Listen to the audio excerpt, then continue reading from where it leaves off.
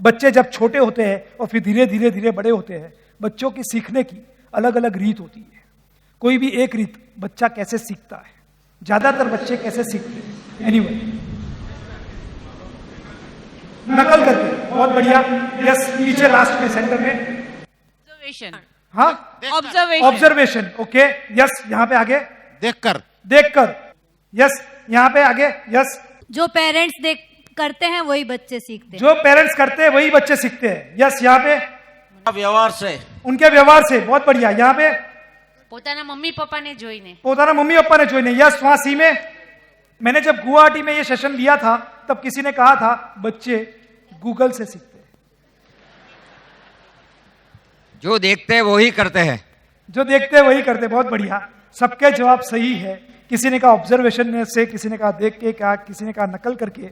ज्यादातर बच्चों का सीखने का एक ही तरीका होता है और वही सब तरीके आ जाते हैं, वह है अनुकरण, अनुकरण, अनुकरण, अनुकरण। जैसी करनी वैसी भरनी।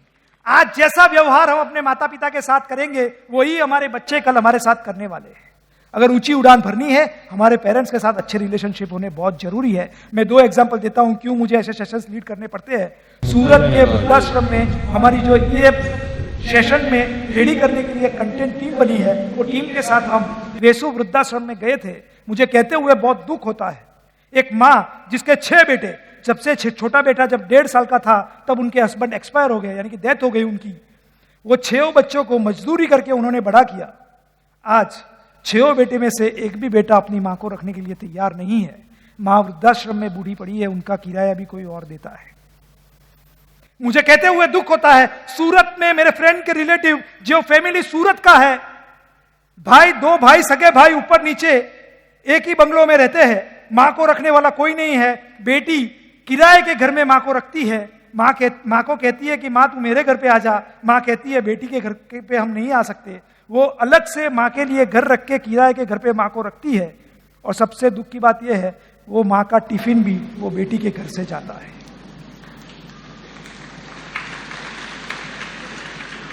मैं और एक एग्जांपल कहता हूं, जो हम व्यवहार अपने माता पिता के साथ करेंगे वो हमारे साथ कैसे होने वाला है।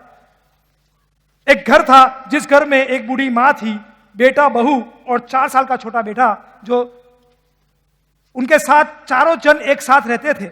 जो सब घर में होता है वैसे नॉर्मल था। हर संडे वो हस्बैंड, वाइफ और उनका बेटा तीनों लोग रेस्टोरेंट में खाना खाने जाते थे। वो मां नजदीक में एक मंदिर था, वहां पंडाल लगता था, वहां पे खाना खाने जाती थी और ये नॉर्मल रूटीन था। एवरी संडे ऐसे ही होता था। 3-4 साल ऐसे ही चला। बेटा थोड़ा समझदार हुआ।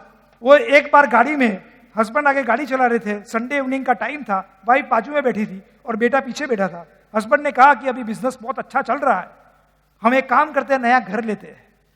वो बेटा पीछे बैठा था, उसने उतना ही कहा कि पापा एक काम करना, मंदिर के नजदीक घर लेना। मां ने कहा कि देखो बेटा कितना संस्कारी है, रोज मंदिर जाना चाहता है। बेटे ने कहा, मां मैं ये चाहता हूं कि जब मैं बड़ा हूं, मेरी शादी हो, तब आप लोगों को दूर चल के नहीं जाना पड़े, इसलिए